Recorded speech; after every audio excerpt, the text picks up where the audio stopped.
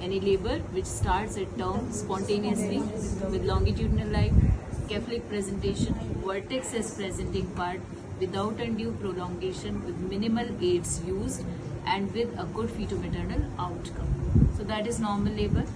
It starts with fetus towards the left side of the maternal abdomen in left occipito anterior position. So occiput will be in the left side and anterior segment. So by virtue of that, this occiput should be or can be in any of this quadrant, anywhere. So this quadrant means it can either be in transverse, thus occiput can be in the transverse diameter or oblique diameter, and very rarely directly just behind the pubic symphysis.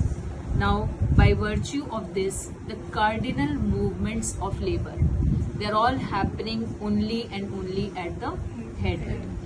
These movements are indirect and will be described in relation to the movements of head.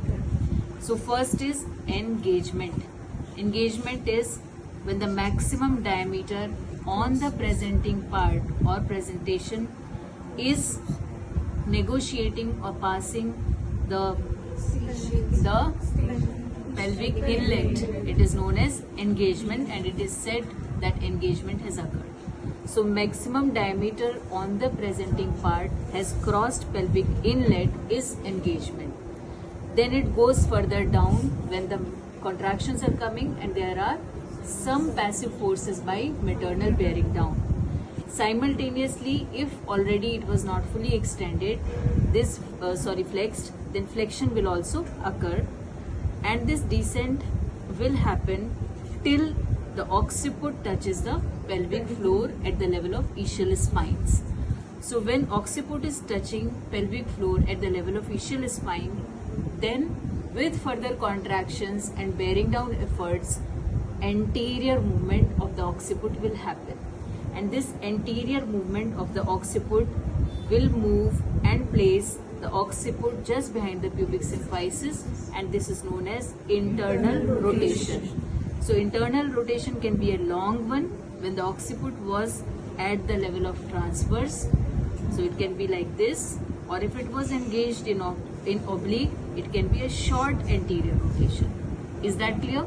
So this, after this internal rotation with further expulsive forces and contraction, the head will further come at the perineum, and as she said, we will see crowning. So crowning is that state when the head of the fetus is visible without separating vulva, and it does not go back in between the contractions. So it has firmly placed herself over here. At the time of crowning, immediately when you expect that crowning is going to happen, you may give an episiotomy. Now that is not a routine, you can or you cannot, that depends on you and the maternal pelvis, and when you see it will come out like without any aids or not.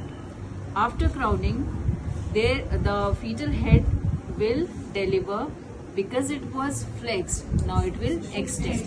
It will release itself. So delivery of fetal head by extension. And since at the time of internal rotation, fetal neck, it entailed one twist. So it will try to untwist itself, and thus restitution, that is coming back to its original position, will happen. This restitution will happen and tell you that fetus was engaged either in the oblique diameter or in the transverse diameter.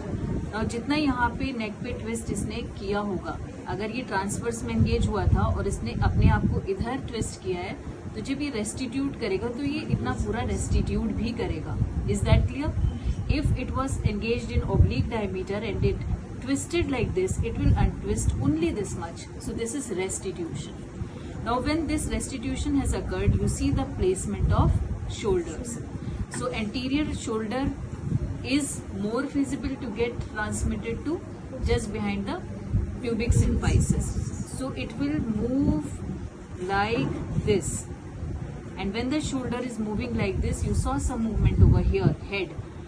This is known as external rotation. Now mind you, I told you there are no movements described over here, but in respect to the head.